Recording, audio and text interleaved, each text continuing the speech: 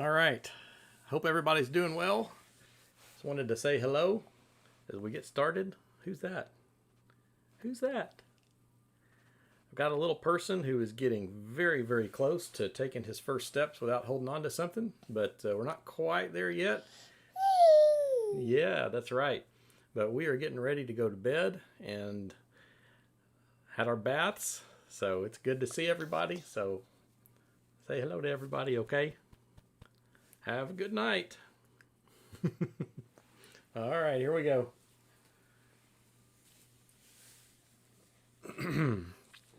Okay. Well, let me jump into some stuff that I've got here. Good to see everybody, and gotta get over to my slides. There we go. So I'll say just in general, if you are watching this class and you want to be reminded on Wednesday nights when we're about to go live, most weeks I do remember to send out a text message at 6:30 just to give everyone a heads up. Hey, it's coming up in a few minutes. And I know it can be an easy thing to forget about when you're busy at the house doing whatever you're doing. And so go to that link, rmd.at/KC midweek. Go to that link from your smartphone and you can set up to get the text messages that I send out. I really don't hound you with anything, just that weekly reminder. So would encourage you to do that if you haven't already. Got a number of people on that list. The topic for tonight, well, thank you, Sandy. It's one of those things. I always enjoy seeing him, but you don't want to get on people's nerves with that stuff. But you know, it's he's more fun to look at than I am. I know. So yeah, good to see everybody. Yeah, that's right, Joe. You're exactly right. Now we've done at this point. We've done some baby proofing, but you know, even when you do some of the cabinet locks and stuff, just the brute force involved in a little guy who wants to open something. Some of the helps are insufficient in comparison to the force involved. So, anyways, it's been it's been a fun time for us. So, what I'm going to talk about tonight, this is a series we've been doing on how do we strengthen relationships. We're calling it Link, and topic for tonight is in valuing our differences. We're different. People are different. It's true of individual persons. There are some ways that it's also affected by our sex, our gender, and there are some different dynamics that we bring into a relationship because we're different. And so I'm going to be talking tonight especially about valuing some of the ways that we are different. I'll say one of the downsides of speaking in general, kind of general terms, is of course that none of us perfectly fits any mold. Right? No one is truly an average person. Everyone's got quirks. We've got jagged edges. We're all unique in some ways, but there are some general pictures you can paint of things that are mostly true of men, mostly true of women, and it can be helpful to pay attention to those things. I wanted to start with this one passage of Scripture. It's interesting for several reasons. This is Jesus talking. He says, referring to the Old Testament, haven't you read that at the beginning the Creator made them male and female and said, for this reason a man will leave his father and mother and be united to his wife, and the two will become one flesh. So they are no longer two, but one flesh. Therefore, what God has joined together, let no one separate. There's a lot of different directions you could go in kind of processing this passage. For one, it shows Jesus validating and utilizing the Genesis account as he thinks about gender. And marriage in particular, male and female. Some of the cultural debates we have going on around us, people will try to make claims about Jesus never speaking to, traditional marriage or something. It's just factually incorrect. This is a passage where Jesus absolutely does describe what he thinks marriage is. And so he mentions a man one of the things that's another dynamic here, as he mentions, a man leaving his father and mother to be united to his wife. It was always the case that a wife would have to kind of leave her family to go live with the husband's family. That was standard back then. But you see Jesus consistently giving a lot of dignity to women. And so in this passage, Matthew 19, this is one of the passages dealing with divorce, and Matthew's gospel does talk about remarriage as well. We spoke about this way back in the summer when we were doing the Ask Mark Anything series. But here Jesus is emphasizing that women should be treated with dignity, that a husband, not just the wife leaves her family, but the husband comes together and the two become one. Reflecting on the Genesis passage, I find it fascinating that of all the things God created, everything God creates, he always gets to the end of the day, and it's kind of like, you cut your grass or something, you get the house all cleaned up, and you just kind of walk around for a minute and soak it in and say, I did some good work here. That's what God seems to be doing in Genesis. He'll create something, and then at the end of the day, he says, man, that was a good, solid day's work, and I have some good things to show for it. The one thing he looks at in his creation and says, this is not good. He says everything else is good. The one thing that was not good was one man all alone. And he said he really needs a suitable companion, someone who completes him in some way. There's something incomplete about this picture. And so we talked about this too a few weeks ago when I did that sermon on Trinity, how in some mysterious ways marriage kind of mirrors the nature of God, because it's not just that I am the image of God, it's that we together are the image of God. There's something about male and female, and especially in marriage, the way that we mysteriously come together to become one. Some of that somehow mirrors the nature of the Trinity, Father, Son, and Spirit, separate yet unified. Don't want to get too much into Trinitarian stuff tonight, but you see in this passage that as Jesus thinks about marriage, it involves kind of a pulling away from everything else to be united together. But as that happens, we don't pretend that there aren't differences. Jesus is affirming of those differences, male and female. Those things are different, but when they come together, it's a good and beautiful thing. So that's an important passage to keep under consideration. I want to ask this as we get going. I'm going to try to have several questions tonight and invite your input. I'm just curious, when you think about your own mother and father, assuming you were blessed enough to be raised with a mother and a father in the picture, or even if it's a mother figure, father figure, the primary male-female influences in your life, are there any things you could say about what you learned from those uniquely? Or are there things that you especially learned from your mother in the ways that she was a woman? Are there things you especially learned from your father about what it means to be a man, a good man? What are some of the things that you learned uniquely from your parents' influences? So I'm curious, if you have any of those you'd like to share, I'll try to keep my eye here on the comment feed, and I thought that might be an interesting question to get us going.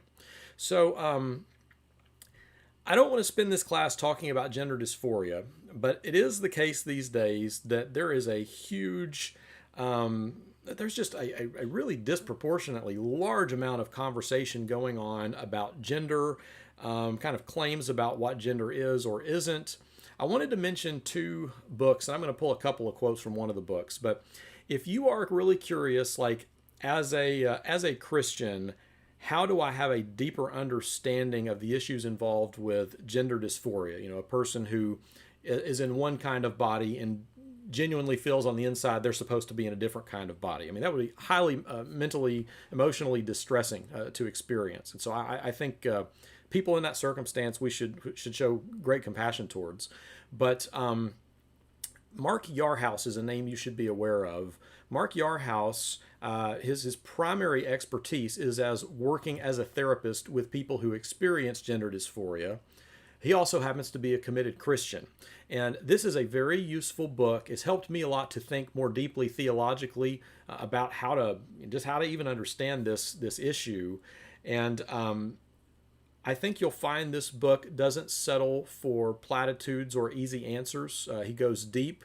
but he's speaking deeply from a truly scientific psychological perspective, aligned with a deeply informed, biblically informed theological perspective.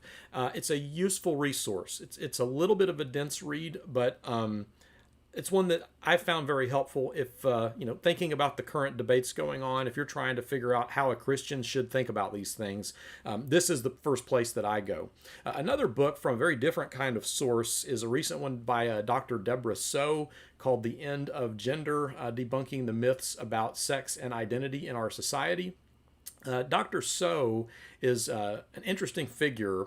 And I like it when I can find thinkers like this because she is very much a committed liberal. A sizable portion of her career as a sexology expert is in writing columns for Playboy, apparently. So she's she's definitely not trying to defend like a Christian worldview, like not even close to that. But she makes an interesting case for how, as someone who is a scientific researcher, she says that a lot of our cultural narrative right now, often one political side gets accused of being anti-scientific as it pertains to things like climate change. People get accused regularly of being science deniers, and I don't want to sort all that out. But she is making the case here that all the data on how gender works and what's actually good for people who experience things like gender dysphoria, all the data about that, a large portion of our culture just completely ignores and refuses to talk about.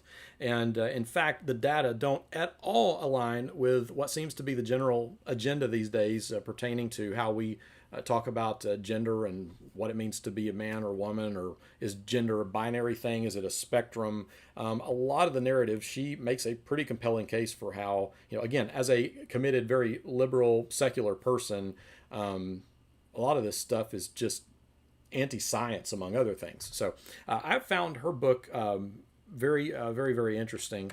I wanted to share a couple of quotes with you. As we think about how we are different, and I guess I am coming down, I'll be open about that, I am coming down on the side of, I think men and women are different for many more reasons than just our anatomy. I think there's a lot to what it means to be male or female. This is one quote from her. She says, "Scientific studies have confirmed sex differences in the brain that lead to differences in our interests and behavior. These differences are not due to the postnatal environment or societal messaging. Gender is indeed biological and not due to socialization." Eric asked this question last week, is like, who we are, is it more nature or more nurture? She's making the case here that there's a lot about gender that is biologically determined. So looking at your genes, your biological sex, that's going to, vast majority of the time going to hold true in the way that you are. I thought this was a kind of a zinger too. This was an interesting quote to me. "It isn't sexist to acknowledge sex differences. What's sexist is assuming women must be the same as men in order to be treated as equals." And I found that a really helpful way to think about things, that it shouldn't be the case that I expect everyone to have to be, like a male or whatever the standard is. But in fact, we should be able to treat people with dignity and respect in spite of what might be significant differences in how we are. So we shouldn't demand uniformity in order to value each other. But I thought that was a pretty potent quote, so sharing that with you. All right, so some common sentiments. And Randall, this is true. People don't care about the science. They care about the science that supports what they already want to believe or want to do. And I will say, atheists do not have a corner on that market. I do see some stuff coming out from people who are purporting to, defend the Christian faith, who do stuff with scripture and with evidence that just makes me want to tuck my head in like a turtle and hide. Unfortunately, it is not our secular friends who hold a full monopoly on only using what parts of science, go with whatever agenda we wanted to push. So it is a definite problem, and I think it's on both sides. I don't even think there's just two sides. I think it's on all sides, right? So I want to talk about some common sentiments. Yeah, this is good. Thank you, guys. I was asking, what are some things you learned from your parent figures? Joe says, love for my mom and being reasonable and honorable from my Father. Those are good things to be able to live up to. And it's nice that you can use words like that to summarize them. Linda says, I didn't hear my mother complain. People like someone who's not a complainer. Yeah, that's an endearing characteristic. That's very good.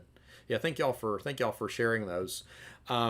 Okay, so some common sentiments that you might hear expressed about differences between men and women. I'm going to try and nuance these a little further on as we go, but you might hear people make general statements like, for example, men say women are too emotional. Women say men are insensitive.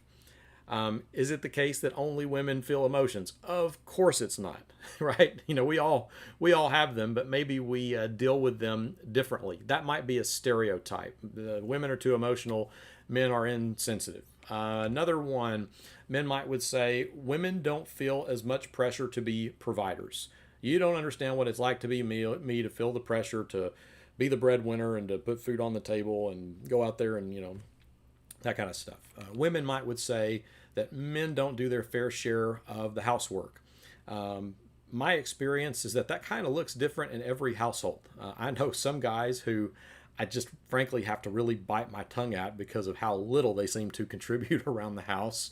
Then I know some guys who are, highly committed, and it'd be hard to sort out who does more. But I think especially as these days, the norm is no longer that a wife may just stay home and the husband be the only one who works. And these days, when you have so many families where probably both of them have full-time jobs, it shouldn't still be the case that the woman is expected to go work as much as the man does in the workplace, then come home and do everything related to kids, meals, cleaning, laundry. You got to have some real conversations about that stuff and sort it out.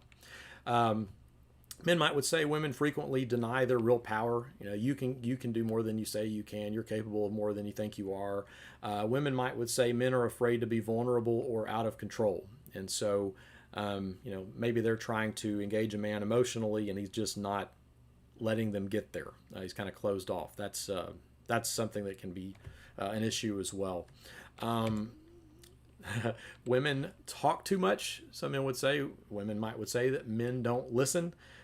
Boy, there's an awful lot of comedy routines over the years dealing with some of these types of differences. So I will mention this. Y'all have maybe heard studies just as I have that women use a lot more words in the day than men do.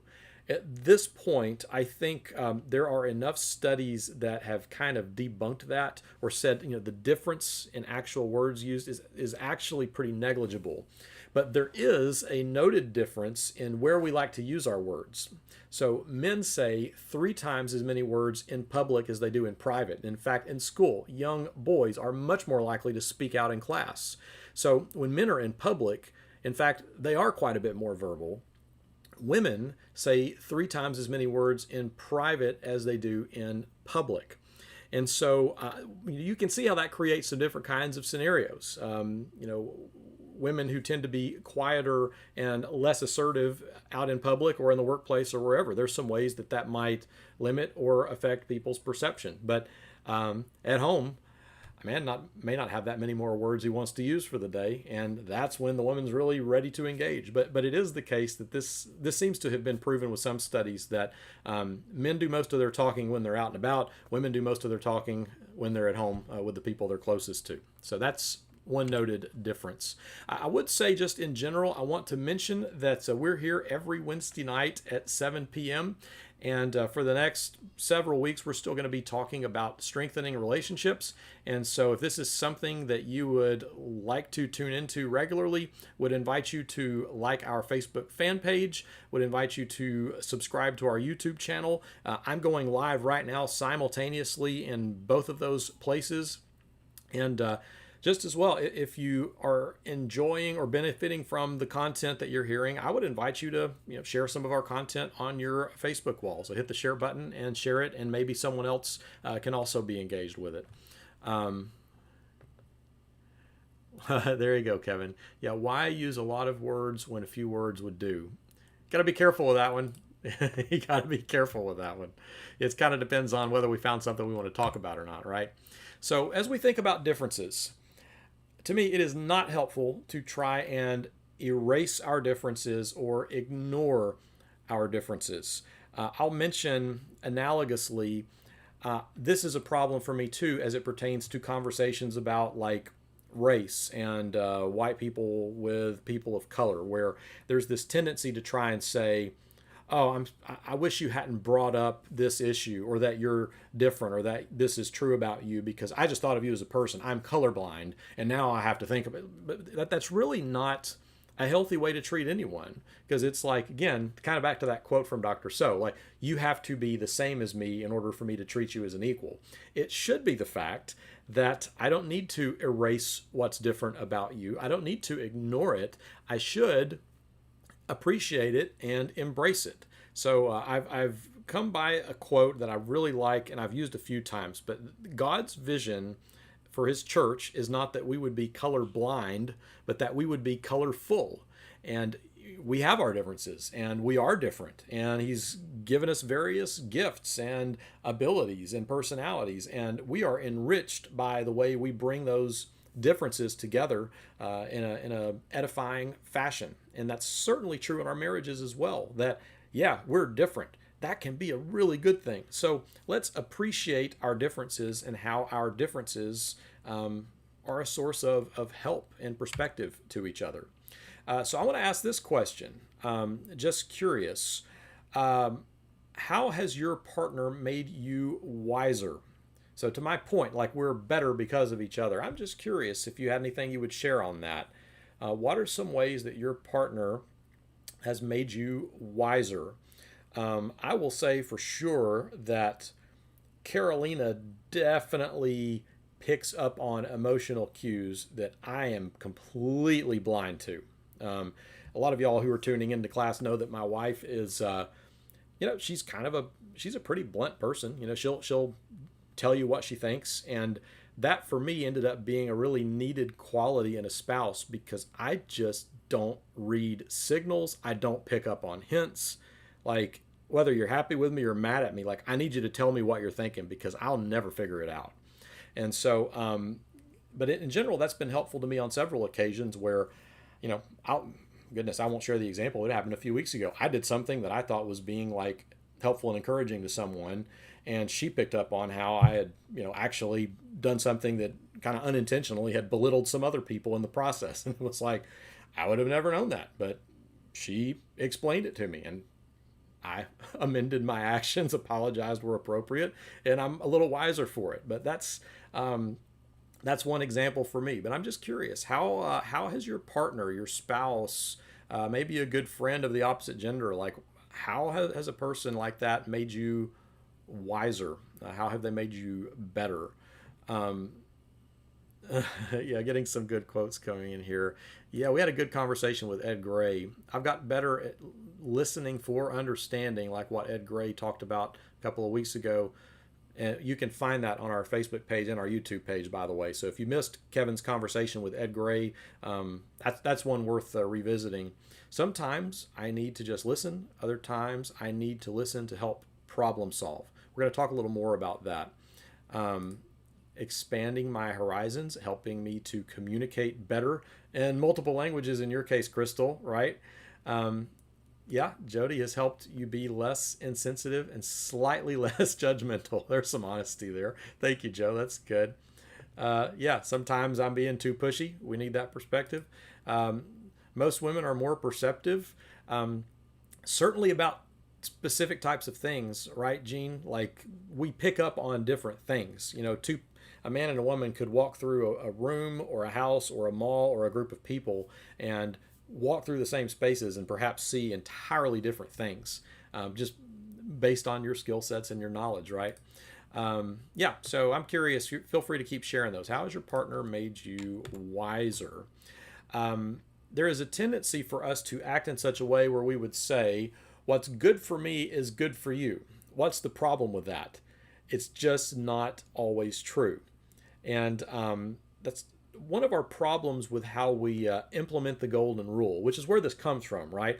Like, I'm going to do for you what I want someone, what I would want someone to do for me.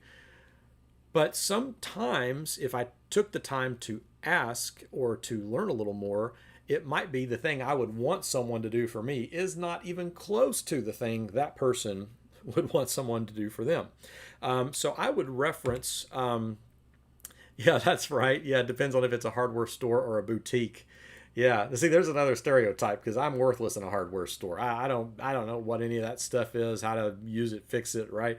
So it kind of depends. Put me in a guitar shop, Gene, and I can talk about it quite a bit. So I wanted to just reference. I'm not going to spend a lot of time on these. If you've never encountered Gary Chapman's 5 Love Languages book, he makes the case that all of us have different ways in which we like to feel loved. And there's kind of 5 ways. You probably are okay with more than one of these, but there's at least 1 or 2 of these that you would say is especially true of you. So, for example, words of affirmation. Some people really do need you to say, I love you, I appreciate you, thank you for doing that, wow, you did such a great job, I'm really proud of you. Words of affirmation. Physical touch. Some people don't just like hugs, some people need the hugs and the affection. Receiving gifts. I've learned that gift giving, people have really different definitions of what a good gift is.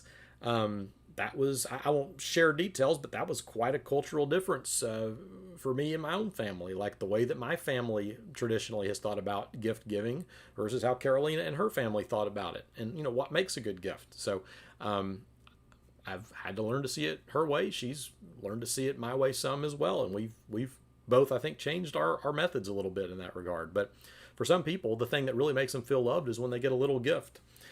Quality time. Some people don't need anything other than I just want you to be with me. And then acts of service. And sometimes you could see how, like I've done some counseling with couples where, you get a husband who's terrible at using words and is doing everything in his power to tell his wife he loves her by fixing everything, cleaning everything, repairing everything, building her things. And she's like a major words of affirmation person. And the one thing she wants is for him just to say all the stuff he's trying to show her.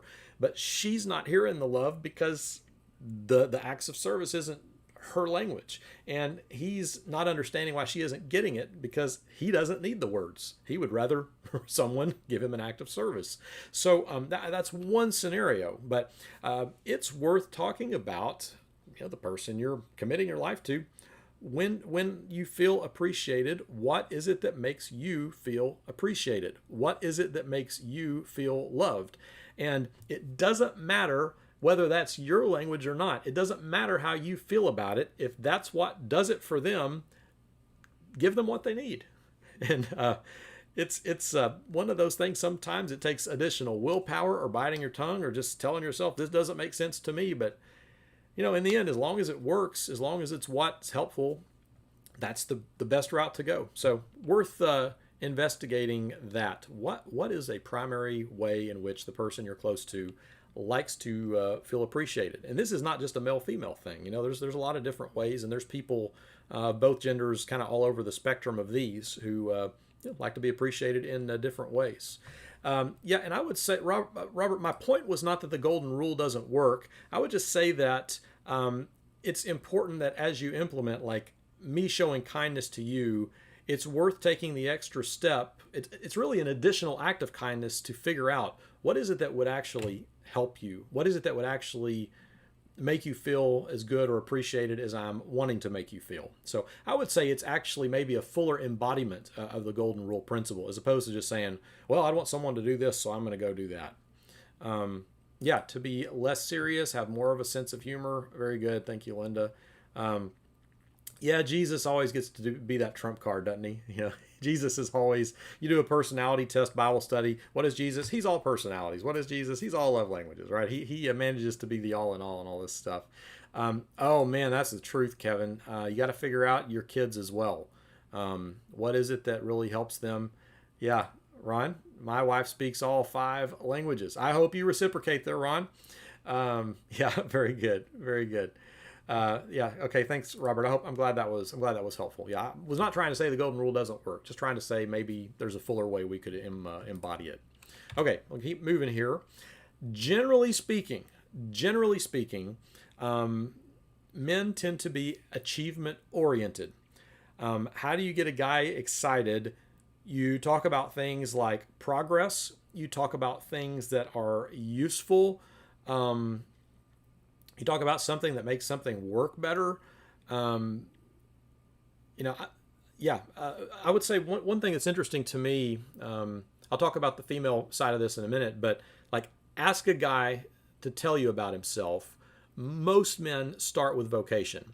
Our identity is so deeply rooted in our achievements and what we do.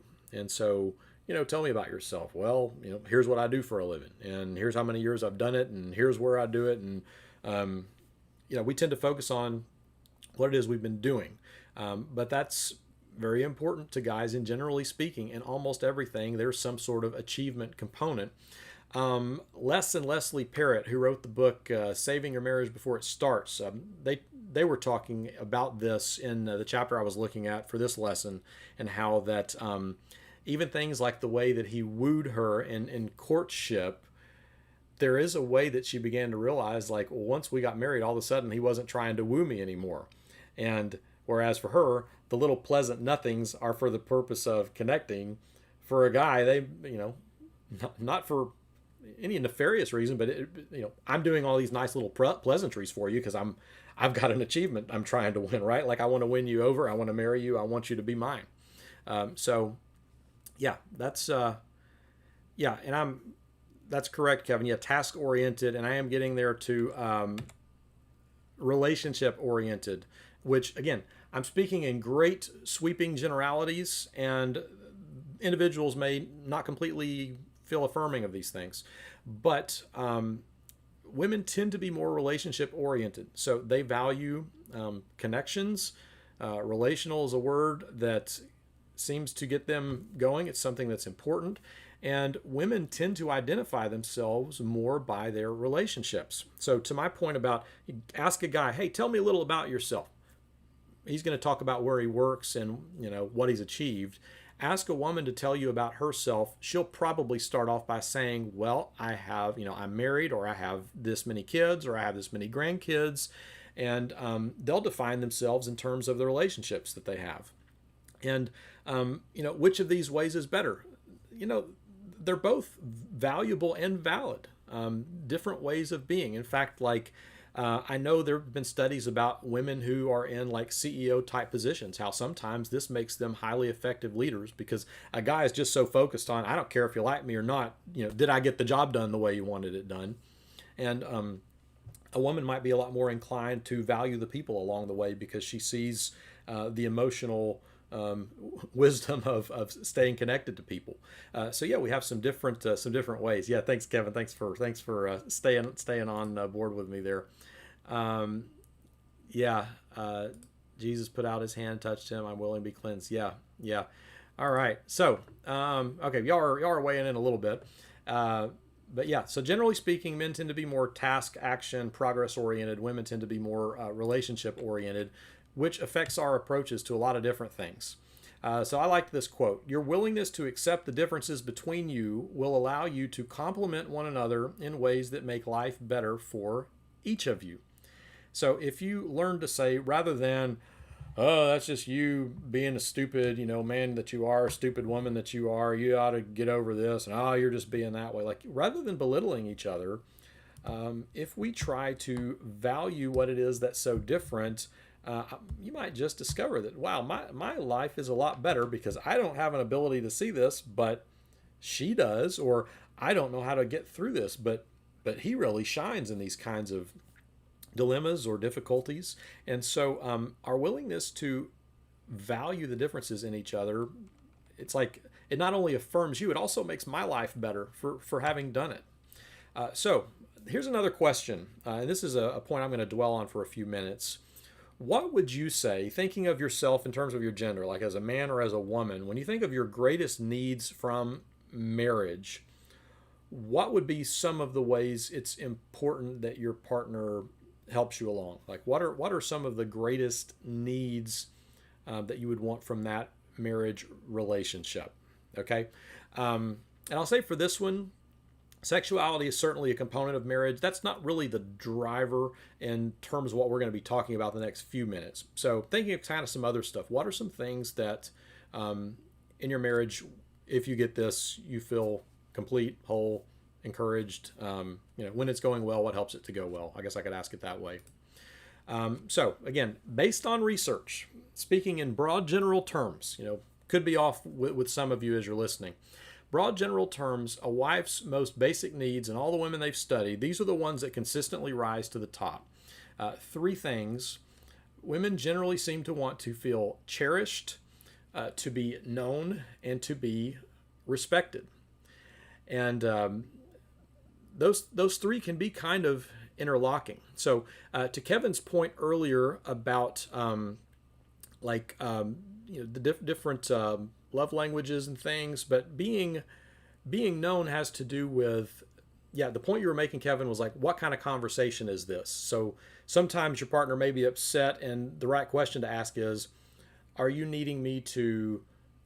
this a time where you just need me to listen and support you, or do you want me to help you fix it? And sometimes men have a real tendency to, you raise a problem to him, and before you're done talking about the problem, the guy's already trying to talk about the solutions. And the end result is that the woman may not feel like she's really been known or understood. But for women, having feelings, but then also believing that their feelings are valid and validated by their partner is really important to them. And so just a willingness to listen, and even to use reflective listening like we've talked about, where maybe if you're a guy and your wife's talking to you, you listen, you let her share what she's thinking about, what she's been through that day, how difficult it was. And maybe the way you handle it is just to reflect and say, wow, that sounds like it was really hard. And man, you did have a difficult day. And you're saying you went through this and this. That must have been hard for you. Or also to celebrate with people if they've got good news, like, hey, this cool thing happened today. Well, tell me about it. And how did it go? What did this person say? And then how did you feel? And what did you do? Let them kind of relive the positives, but to feel like they're known, and also to feel like they're cherished and respected. I would love to have any of you ladies weigh in on this. Like, as you look at those three items, if you resonate with those, when it's done well, what does that look like for you? But I would say, among other things, for a woman to feel cherished or respected, they should get to have influence on decisions pertaining to the family. Some guys have done things like, got a possible promotion at work. It's going to involve us moving 1,000 miles away. I went ahead and took the job, so I'll tell my wife when I get home. We're moving 1,000. Not even consulting her. What does that say about her input? It says you don't care what she thinks, right? So at least including your wives in decisions is really important. Being willing to take the time to walk through things, to listen to her and her angles, things you might not be thinking of, but to be cherished, known, respected. There's the classic scenario about, well, I'm going to go out and play golf, bowling, whatever you want to do with your buddies, and instead she's going to stay home. It's not that she just wants you to stay home. It's like she actually would like to feel like you're choosing to stay home with her because you want to be there with her, right? She wants to feel like she's cherished by you even more than all the other stuff out there. Like, I could go bowling, but the chance to spend a night with you and enjoy ourselves would actually be worth more to me. Those are some things that cherishing might feel like. But I am interested in your, ladies, in your perspective on that. Oh man, Gene, this is good. Sharon says she likes to discuss and bounce things off of me, but sometimes it just bounces on the floor. So one description that I came across, Gene, that's very funny, by the way. One description I came across is that some women feel like when they're trying to talk to their husbands or to a man about life, one said, it feels like I'm playing tennis with no one on the other side of the court. It's like I serve it to him and I just keep getting nothing back. So she bounces things off, and sometimes it bounces on the floor. That's a pretty good way to put that. Thank you, Whitney. So for me, these are foundations of everything else. You're spot on. So to be cherished, known, and respected. Yeah, that's easy, Linda. I say I just need a hug. important to give hugs to each other. And, what does it mean when, say, your husband's running late to work, and rather than just darting off, he says, I still want to take time and give you a hug before I go because you matter more to me than my work does anyway. That's a picture of cherishing, I think. Yeah, good. So y'all feel free to keep sharing your comments as we go. I'm going to move on to this next slide, which has to do with a man's most basic needs. So again, according to research and what most men are like, these are three things that rise to the top. Men want to feel like they're admired.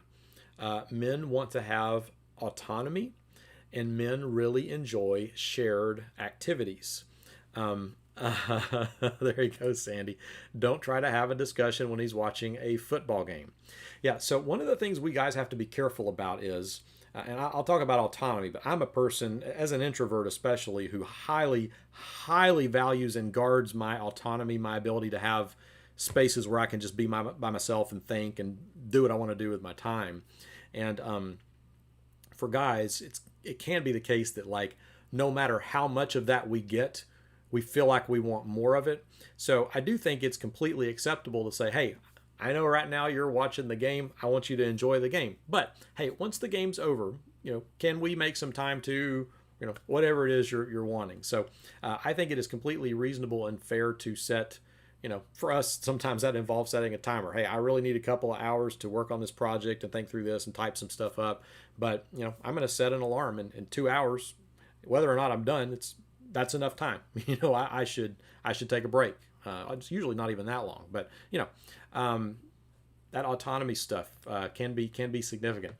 So being admired, and guys, just like I have invited the ladies to weigh in, I would invite you to weigh in as you think about these items. Do you resonate with these? So being admired, because we're so performance oriented, it means a lot to us to feel like something we did was good. We like being told, hey, you did a good job. I appreciated that. You got that done and you did it well. Those things go a long way in kind of, filling our cups. We like to feel like we're looked up to and admired. I'll say, I don't want to play the pity card for white males, but I'll just say in general, in culture these days, there are so many protected people groups now that, like, for example, comedy TV shows, comedians, like, you're just not allowed to make fun of anyone anymore because everyone's so sensitive and upset, except for white males. And so, looking at the contrast, I think some of the portraits of males in the 50s and 60s were a bit chauvinistic, and I'm not crazy about them, so I don't suggest a return to that. But so many of the white males in popular culture are, in the 80s and early 90s, you had your Al Bundys, you've got Homer Simpson, you got Peter Griffin, you've got, but so often it is the case now that men are, it's quite fine to talk about husband type figures as if we're just like these oaf idiots. When a husband, cares for his children, you don't say he's parenting, you say he's babysitting, which is such a belittling thing to say. But I think it's important to men to feel like they're admired and admirable. Men want to feel like they've worked hard. They want to feel like people do respect them and that they've earned that to an extent. Autonomy. We do, to your point, Sandy, we do like to have some space that's ours to make some decisions about what we want to do, how we want to use our time, what we want to work on. That can be an important thing. And then also, shared activity is something that I think for some women is a blind spot about how men feel. I'm going to get into that in just a second. I want to see, I've had a few good comments coming in. For me, one way to think of what shared activity brings is companionship. Being admired can stem from a desire to be seen as competent. And I'll tell you, Kevin, I'm one who very much resonates with that desire to be seen as competent. And if I'm honest, sometimes in my life to an unhealthy degree. But you and I both have accumulated quite a few degrees and things where it's like I just want so badly to be perceived as being good at what I do. And not just to be perceived that way, but like to actually be good at it. And so, I've always tried not to pick too many hobbies, but like the hobbies that I have, man, I really invested a lot in them. And so, being seen as competent kind of feeds into that. But shared activity, companionship, we're going to talk a little more about that. That's really key. Um, yeah. Thank you, Randall, saying my wife likes hugs, etc., but she also likes the fact that I bring home a paycheck. There is a time and place for everything. It shouldn't take so much time that I would be late for work if I stop and give her a kiss. That's right. That's right. And I'm sorry, Joe, you may be commenting on someone else's post. I just have one long feed with all comments, so I can't see sometimes if y'all are responding to each other. Admiring your spouse has an element of respect in it. It's important to respect your husband. And so just the way that husbands shouldn't completely disregard their wives and how they make decisions, it's really unhelpful if the only way you talk about your husband is if like he's just like a lazy sack of potatoes, and to speak of him as if he's not respectable. That it's hard to understand how much that deflates a guy, because the perception is, I guess, that guys are kind of out in the workplace and in the world and working. And a lot of times out in the world of the workplace, we may not feel affirmed at all. And we may not feel respected at all. There's plenty of people above us on the totem pole. Maybe we share our opinion and it gets shut down. But it sure is nice to feel like when I get home, the people at my house value me, respect me, think I'm somebody, think that I've done something good. So that's really important. Respect ties into that. Many sitcoms demean the men in the name of humor. And again, I'm not above being laughed at. I'm not suggesting that we should add like men and fathers to that protected people group that nobody can laugh at. But boy, these days, my opinion, maybe I'm just sensitive on it, but it seems like it's become kind of disproportionate in that regard. It's always, the portrayal is that the wife is sharp, competent, Marge Simpson. Kind of has all the good characteristics, married to this just total doofus who barely, doesn't really deserve to be with her. And you're right. If that's the only way we think about what men are, people tend to live up to the reputation you give them. Maybe we should work at giving men a higher standard for themselves and how we represent them. But fathers are always bumbling fools. And this is also true, Joe, that so often Christians are portrayed as either fools or charlatans. So either we're just a bunch of idiots who jump around shouting hallelujah, or you get to know us, we're all sinister. And that's usually, for me, an easy way to spot when someone who isn't a Christian has tried to represent Christians. We definitely pick up on in a show when Christians are represented in a way that feels a good deal more authentic. Okay, that's a person who really understands, what the Christian life is like. Shared activity. I want to dwell on this a little bit more with you. So in dating, I mentioned how like a guy could work really hard at being tender to his girlfriend, wooing her, courting her. Then they get married, and he suddenly kind of stops the dating, stops the courting, because, hey, I got the girl. That was the objective. Whereas she really misses the feeling cherished. For the guy, a lot of times it will be the case that a girl who is dating this guy has zero interest in the things he likes to do, but she's interested in him enough that she's willing to go do those things with him. So you'll have women, and I know women who love hunting, but some women may have zero interest in hunting, fishing, outdoorsy stuff, going to football games, whatever it is, and they'll go along with it because they want to be with the guy. They want him to like them. And then as soon as they're hitched, all of a sudden she starts bailing on the game, she starts bailing on the activities, starts bailing on the stuff he does for fun. And when frankly, she's just finally being honest about what she really thinks about most of it, for the first time. And a blind spot for many women is how devastating that can feel to a guy, because the way that guys connect is through doing things together. So often the case, we've got a group, we've got a life group that met for the first time this week, a very, I think it may be our biggest one, but a lot of ladies love to get together. They're having some coffee, they're visiting, they're kind of doing the relational stuff with each other.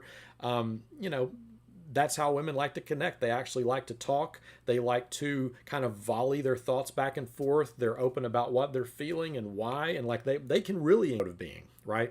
And so what will happen is, like, there's the stereotype from the last few decades these days cars are too complicated to work on, but you see all these stories of like a dad who takes his son and they buy an old clunker, and together they fix all the parts on the engine until it's a really nice vehicle, and that becomes the son's first vehicle. What they're doing only has a little bit to do with the car. It's the fact that they had something to do together that bonds them as father and son. That's what that's really about. And so I found in general, like if I want to get a group of guys connecting to each other, you've always at least got to bring along like a Nerf ball. Now we've got a basketball court, but you need something. Guys need something to do together, and that's when you really get them talking and opening up. We share with each other as we do something else. And so once a woman is not interested in any of his interests or in doing any of his activities with him, for him it can feel like a significant loss. And again, perhaps much more so than she would realize. Okay, yeah, thank you for affirming me here, Kevin. The way guys connect is by doing things together. True, my best friends from college are guys I spent tons of time with. And again, I happen to know you well enough to know, Kevin, most of that time you were tossing a Frisbee around, right? playing Ultimate. So activity, super important to how guys connect, not just with other guys, but it is kind of how they want to connect with the special girl in their life. And it is the case. There was a couple of interesting stories I came across where, the wife will say, I didn't go with him. He decided to go on his annual ski trip. He was traveling to a location to speak. He wanted to go snow skiing. And when I go with him, I always just hold him back because he likes to go fast and I'm way too slow. And so he went, I told him this year I was going to stay back so he could go by himself and he could go as fast as he wanted and do all he wanted. And the way that he felt when he got home, he said, well, I mean, the slopes were really nice, but frankly, I just wish you'd been there with me. I didn't have near as much fun because you weren't there. And so it's not the case that you have to compete at their level. It is the case that that's how guys connect with people. So those activities, super, super important. All right, let me move along. So here's just a quick bit of advice. We're kind of wrapping up here. For men, learn to say this and not in a insincere way. Like learn to say this and to mean this. But get these words to come out of your mouth more often. I support you. You are valuable to me, and you don't have to be different from who you are. I support you. You are valuable to me, and you don't have to be different from who you are. I'll listen to you talk about how you felt about your day. I will, validate how you're feeling. I will try to go there with you. I will try to understand what it is to be you. And when you have a goal or something you want to try, it's often the case that a woman might be expected to, go where her husband's job relocates. What about the occasions where the wife has a really good work opportunity and you say, hey, I support you. I support your career. I want you to be you. This is important to you. So, if your job is going to take us to another state, I want that for you. Maybe the husband does that for the wife as well. So I support you, you are valuable to me, and you don't have to be different. As many ways as you can find to practice that and to express that, I would say is very important. For women, I've got a couple of good comments coming in. Abby, people have often given Jerry and I a hard time for always being together and never apart. We simply just enjoy each other's company, which is as it should be, right? Like each of you is that special person for the other. And what a great thing to actually like being around the person you're married to. I'd call that healthy. So thank you for sharing that, Abby. And I say, let them give you a hard time because you've got a good thing going there. Yeah, here we go. Got a couple of comments about, yes, we enjoy eating out. I relate to that. Yeah, I love trying restaurants and doing that.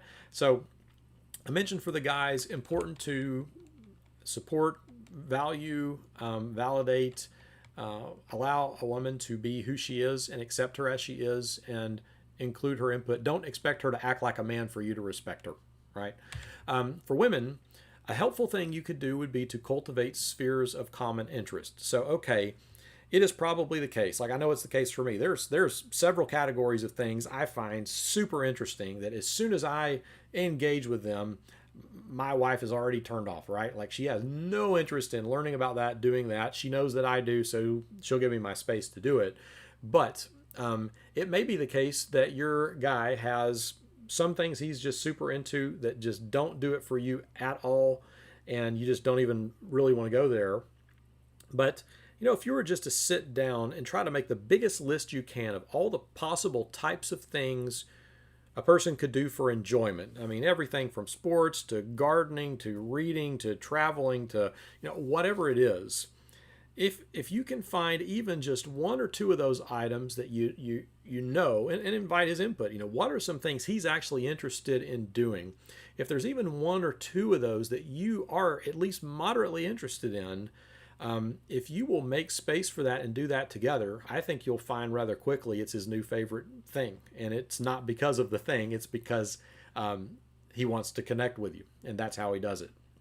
So if I could give one bit of advice to each gender, guys, learn to support, value, cherish, let her be who she is and accept her as she is. Women, any way that you can find a way to give your guy space where he can do activities with you that you enjoy together will do a world of good for your family.